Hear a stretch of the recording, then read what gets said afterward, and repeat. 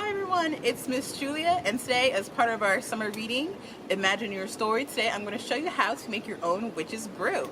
So today we're going to make our witch's brew, which consists of just 3 ingredients. So we have sherbet, any food dye of your choice, I chose red, and some clear soda. So our first step in our witch's brew is we're going to take some sherbet to make that nice little fizz. We're going to put it in our glass.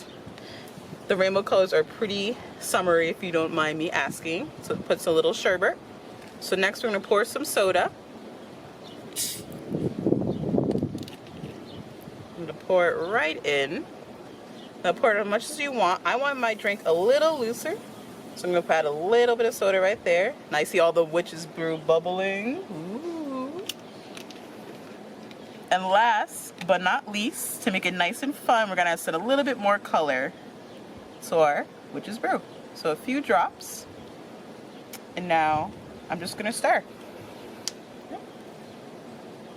There we go. So stir it, and now you have made a nice potion where it is nice and cool and refreshing.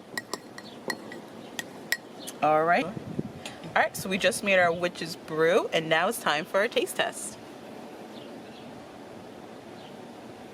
Delicious. So now you know how to make your own witch's brew. And last and not least, before you go, remember to register for our summer reading program. You can enter for a chance to win some awesome cool prizes this year, and just register on our website at hallworthlibrary.org. Thank you and have a great day.